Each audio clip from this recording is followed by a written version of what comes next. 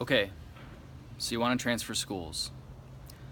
Now, I'm going to go ahead and assume that you've already made up your mind and you know that you want to leave, because that's very important and crucial to this journey that you're about to take part in. And yes, I say journey.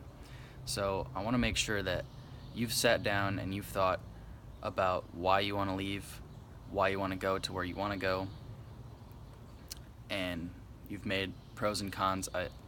I don't think that's the best thing to do. I mean, it helps, but sit down and make a pro and con list and see what you can find and be unbiased, because that's gonna, only help you in your decision. But anyways, so the things that I would say to help when going through a transferring journey are to visit where you're going. So you don't want to just look up a place online and go to like Google Images, because that's not going to tell you exactly what you need to know about living there and going to school there. Like, you need to actually go to the place. So ask your mom and dad or whoever to take you down there, and if they won't, find a way.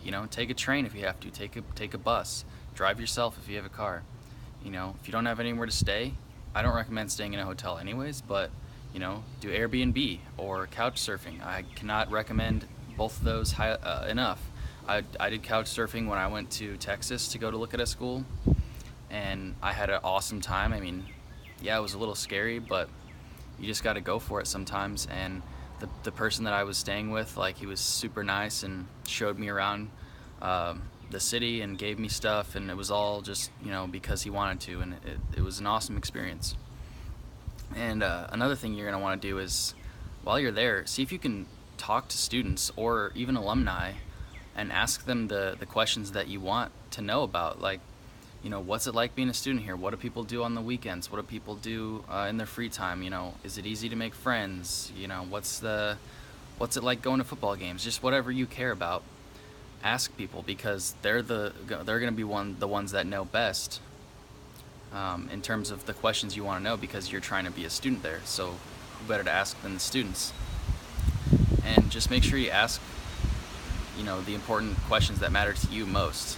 And because you're going to be the one that has to go through this experience and get up every day and go to school there.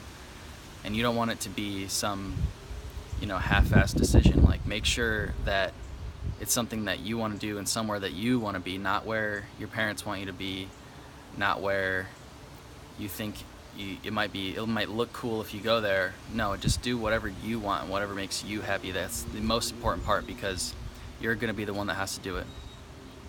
And to transition, one of the most important things is when you're applying to a school. So I'll go on a little bit of a tangent. Like, when you're applying to a school as a transfer, don't bank on getting any scholarships or money off, because college is a business, right? So colleges are going to offer more in terms of scholarships and money off the price to freshmen, because they know that they'll get them for 4 years, more than likely, versus a transfer who was only going to be paying for 2 years on average. So they're not going to offer you as much money as they would a freshman. Some schools, I'd say a lot of schools, don't even give transfer scholarships. And then the ones that do, they're usually pretty hard to get. You have to have a really high GPA, like 3.5 to 3.75 is kind of the cutoff. It's lower in some cases, but the lower the GPA, the lower the amount of scholarship. So I would say look, because they're definitely out there in terms of transfer scholarships, but they're kind of few and far between. So don't bank on getting as much money as you're getting at the school you're at, because it's probably not going to be anywhere near the same amount. And to what I was talking about earlier, is probably the most important thing that I can say to anyone looking to transfer schools is send your transcript in, and the school is going to, for lack of a better word, they're going to try and screw you over, because, like I said, universities are business, right? So they're not going to bend over backwards to try to get every single class to count for equivalent credit or equivalent class at their school, because that means that you're going to not have to take as many classes and therefore not pay as much money. So the people in the registrar and all that, they're just going to look at, when they see your transcript, they look at like the title of the class, and they go, okay, well, this doesn't count as, our class because blah blah blah. So what you need to do, and I've done this myself, and this is why I'm saying it, because it's super important, is you need to send a transcript, and once you get it back, let's say you get like, 2/3 of the classes you want count as equivalent or something. That's kind of generous, but let's just go with that for an example. Let's say 2/3 of your classes come back as, it will transfer here as this class, and then the rest, it just says it'll transfer as regular credits but not an equivalency.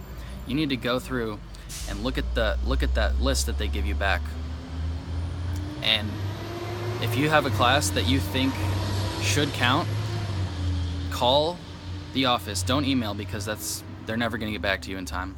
Call and say, look, I want this class to count for this. I think it should because X. And tell them, I want to appeal it.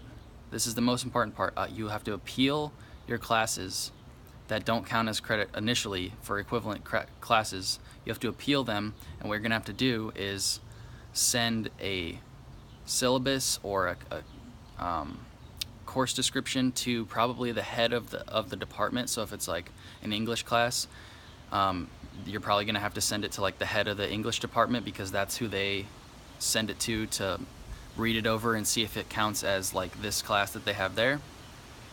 So you need to gather up all that information. And another thing too, apply early if you're going to transfer schools, because all this stuff that I'm talking about takes time, and you're relying on other people, which means you got to be a pest in their side to get them to do it, because they're not trying to help you. I mean, they technically are, but like, you're not their top priority.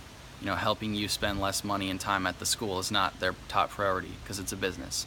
So you got to be on it, on top of it, pressure people, say, look, I want this to count, and you need to send the transcript and like the syllabus to whoever you need to send it to, ask them that, and then that way they can look over it and say, okay, well, yeah, this should probably count for this class that we have here, because the registrar, they don't know anything. They just look at like the title of the class basically, and that can be very misleading. And most likely when you turn in a transcript, when you apply, you're going to get like half the amount of classes aren't going to count as anything, but you can get more of them to count. You just have to appeal and be on top of your shit, because they will not try as hard as you want them to help you. You need to be your own self-starter. You need to do it for yourself, and that'll be very important. And yeah, like I said, it's going to be a tough road, and you're going to have to put in, quite a bit of effort, calling, emailing, gathering stuff up. Look into what the school requires too. Most schools, when you transfer, you have to do somewhere like, I don't know if 30 is the right number, but 30 to 40, 60 maybe credits at that school. So if you come in with 80 credits and you're like, oh, I'm gonna only take 40 credits and get my degree, not necessarily so. They might require you to take so many classes at that institution. So look into that. Look at what your major or what your major at that school requires, because it might be different than what your school requires, and you might have to retake classes or take other classes. And in terms of that, I would say try to work with, talk to the people in the department, because they're going to be the ones that know what you've covered in your classes at your current school are going to overlap with what they teach. So if you've taken a class in mineralogy or whatever, and they have that there, but their class is mineralogy plus spectroscopy or some other form of geology or whatever, tell them like, hey, I did some of this, it's not necessarily in the course description, but we did this, this, and this.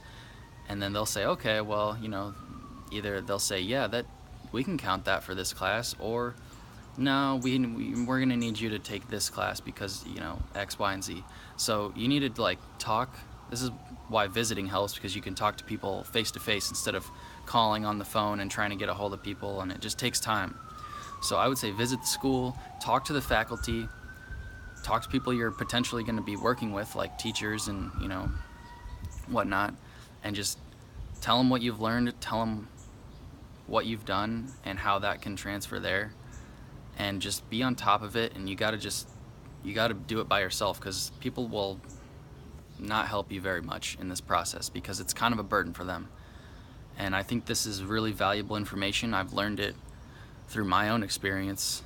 I've kind of been through the gamut, and so I know exactly how it goes, and I don't want other people to make mistakes like I did. So if you're thinking about transferring, definitely apply early, find out as much information as you can about the majors that you want and the requirements, and just, if you have credits, get them out there and try to appeal as many as possible so that you don't have to spend extra semesters and extra thousands of dollars at the school of choice. I mean, you don't want to have to spend another year of taking classes when you don't have to.